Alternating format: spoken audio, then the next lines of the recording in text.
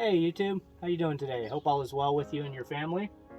Bringing you out to my plant station today. I'm going to be starting some seed, and I'm going to be using a slightly different media than what you would expect or what normal gardeners would typically use to start seed. I'm going to be using sand, and it's an excellent media to start seeds, and it's also an excellent media to start cuttings. The primary reason is that sand is a lot more sterile than soil is. It encourages a more robust rooting system with the seed starts as well as the rooted cuttings. And it's just an excellent media, not to mention the fact that you can use it time and time again. So once you've got some of these, this has probably lasted me, I don't know, 4 or 5 seasons already, and I just continuously use it over and over again. And so it's really easy to get mass numbers of seed starts and rooted cuttings going using this media. And so this is essentially just an oil drain pan that I picked up from the dollar store for a few bucks. And I went down to the big box stores and I purchased some play sand, and just make sure they've got a couple different varieties. Just make sure that the play sand that you buy is pre-washed, and so that means that it's already been washed down of all the salts and it's ready to go. So just make sure that if you do want to try this method out, if you haven't, that you get the pre-washed sand. And from there I just got the oil container. I punched a few holes into the container, and then I put some screen. I don't recall if it was metal or nylon, like a screen porch type screen. I just put that across the bottom so that the sand can't go out. And I punched 4 or 5 drain holes at the bottom of each one of these. And so I've got, I don't know, 4 or 5 of these that I use every year. And so I want to get some of my plant starts going. I noticed the other day, if you watched my perennial greens video, that I'm running low on perennial greens. I think I sold all my stock is what I did. I had quite a few out in my nursery last season, and I think I just sold them. So I need to replenish my stock. A lot of my larger plants are starting to come to maturity age and die back, and so I've got quite a few seeds here. I collect seeds from them every year. I've got the purple tree collard, I've got the merit tree collard, the dinosaur tree kale, and then the Trontruda kale.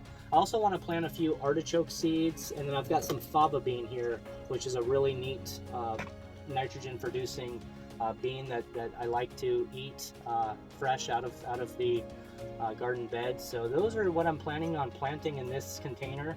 I've got some little markers so that you know exactly what you're planting and where they're at, but these are all pretty identifiable, so I'm not too concerned. But if you are, especially with the cuttings themselves, if you're doing mulberries, like every year I'll do 4 or 5 different mulberries, and so those markers are critical to know exactly which mulberry it is that you've got in precisely which row.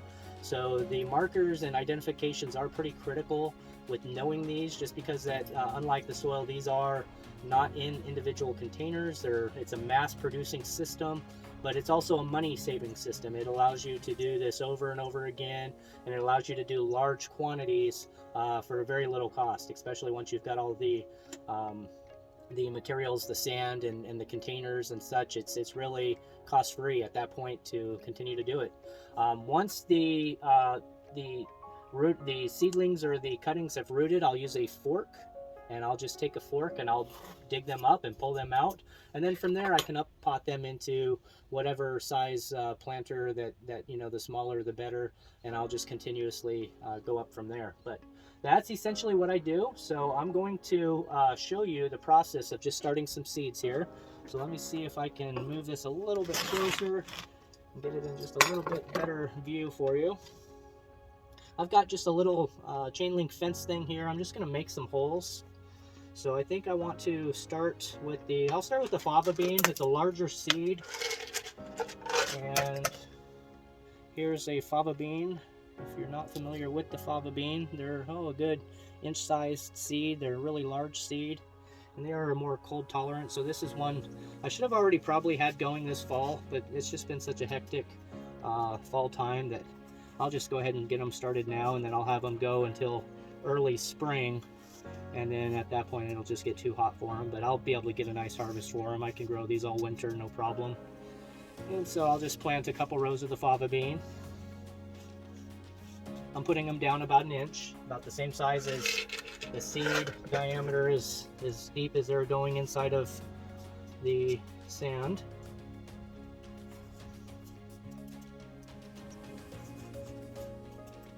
I've already pre-moistened this sand, so it's pretty easy to work with. Once I finish here with the seeds, I'll just give it a light sprinkle with water just to resettle the sand upon the seeds. I've got 2 rows there. I'm not sure quite how many I did. Probably, about 12 or so, give or take, 10 to 12. Okay, I want to proliferate some artichoke here. As you can see, I've just got artichoke seed galore. There's probably, I don't know, I don't even know how many seeds are in here. Probably a few thousand. So artichoke are one of those where they just can mass produce the seeds. In one seed head, you can, get probably 50 seeds, maybe more, maybe upwards of 100 on a larger head. And so I'm putting these pretty close to the soil surface or the sand surface here, just because they are a smaller seed. Let me see, do I have? So the artichoke, I'm just going to go ahead and mark that one here. Even though I will be able to recognize the leaf once it comes up, it'll be nice just to have that marker. The fava bean I'll certainly be able to recognize, but I'll put the marker there for the fava bean as well.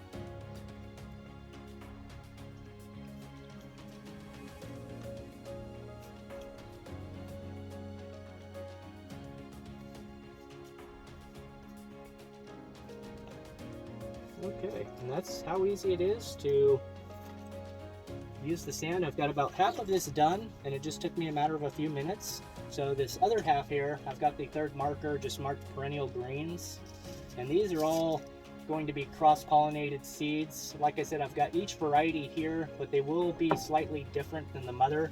So I'll just mark them perennial greens, and I can distinguish between the various greens. So once I get them to a mature size, I'll be able to differentiate them via the planters or the potters, and be able to mark what they are. So that's just how quick and easy it is to use sand. It's a very cost-effective means. You can get a large bag of sand for, I don't know, $4. And so if you grab that along with some of these oil containers, sometimes I'll use the coffee mugs, the large Folgers or whatever plastic containers, and I'll put drain holes in those and use those as well. It's just a fantastic means to propagate and to get the rooting development. And it's real easy to use this. If I was to take some cuttings, I can just take my China marker, and it's just a very easy method to get the holes lined out for the plopping in the cuttings. And it's a very good medium to work with. And so if you have the opportunity to try it, give it a try. If you are using it, let me know how it's working for you. And I hope this video finds you well today. Thanks for coming and checking me out, and I hope you have a great day. Take care. God bless you. Bye-bye. Here's after a week of the sand seed propagation. As you can see, I've got some of the fava bean starting to germinate and sprout. I saw a couple more starting to lift up in the sand. Oh, there's one right there. And I've got my perennial greens, so I'll have to allow the perennial greens to get a little bit larger and see exactly what they are. But they're pretty easy to identify. So this is after a week in the sand propagation. It's doing well. Here is after one more week within the sand for propagation. As you can see, I've got quite a few fava bean coming up now. And in the next row over, I have quite a few artichoke that are popping up. And then over here are the perennial greens. So these are the purple tree colored, merit tree colored, and dino tree kale. I'm not sure which is which until they get a little bit larger.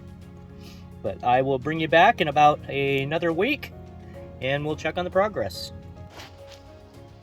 And here is the final update, my friends.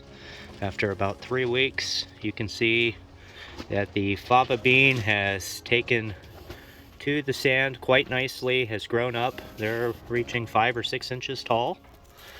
And if I push those away, you can see the artichoke are coming up. So I've got quite a few artichoke coming up there in the center. And then on the right side are all the perennial greens. And so I think at this point in time, I'm going to pull the fava bean and get them put out into the garden. They'll do just fine here over the winter time. We don't get cold enough for them to have any major issue. But I'll probably keep just a couple of them potted and keep them here in the greenhouse and allow them to go to seed, just so I can get some fresh seed stock for next year as well. And I've got quite a few other seed I can disperse out into the garden this year, probably in some of the raised beds, and get some more seed stock from that. But that is how easy it is to germinate from sand. It is just such a great medium to start seed and to get seed going. And I'll just do a separate video of pulling out these fava bean. I'll show you how I do it with the fork, and then we'll get them potted up and put in, and I'll show you the root system as well. They typically have very extensive root systems. So just wanted to show you that within a 3-week span of how they came along the way, and how you can reuse the sand over and over again to do the same thing. So it's just an excellent means to start seed, as well as to propagate cuttings, and quite a few other different means. So I hope this day is finding you well. I surely do appreciate you stopping by and checking out the video and checking out the channel, and I hope you have a great day today. God bless you. Bye-bye.